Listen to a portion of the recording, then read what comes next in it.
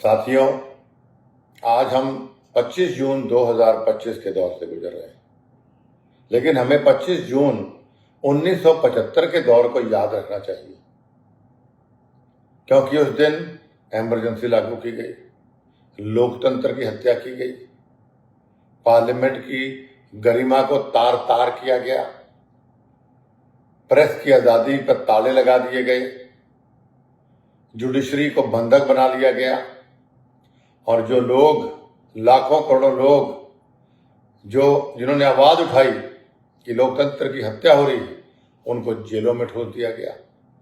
और ये क्यों किया गया? ताकि कांग्रेस पार्टी अपनी सरकार को बचा सके।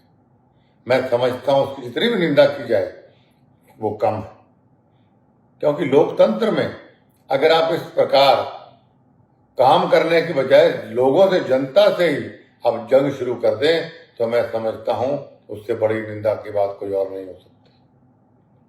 साथियों, मैं बधाई देना चाहता हूं हिंदुस्तान की बहादुर जनता को कि फिर 1977 में, मतलब 75 के 2 साल बाद जब आम चुनाव हुए, उस वक्त लोगों ने कांग्रेस पार्टी को बाहर का रास्ता दिखाया।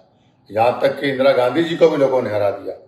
ये एक मिसाल कायम की कि जब जब आप लोकतंत्र की हत्या करोगे, जब देश पर आंच आएगी, देश की जनता बहादुरी से अपना मत इस्तेमाल करेगी या सड़कों पे आके सरकार को बाहर का रास्ता दिखाएगी। मैं बधाई देना चाहता हूं माननीय हमारे महान प्रधानमंत्री श्री नरेंद्र मोदी जी को। मैं बधाई देना चाहता हूं मेरे नेता माननीय अमित शाह जी को कि कितने बढ़िया ढंग से ये लोग लोकतंत्र को बचाए हुए हैं और देश को इतनी बुलंदियों तक पहुंचा रहे हैं कि आज दुनिया हमारे देश का लोहा मानती है। मैं बधाई देना चाहता हूं देश की बहादुर जनता को, इतनी बढ़िया सरकार उन्होंने चुनी।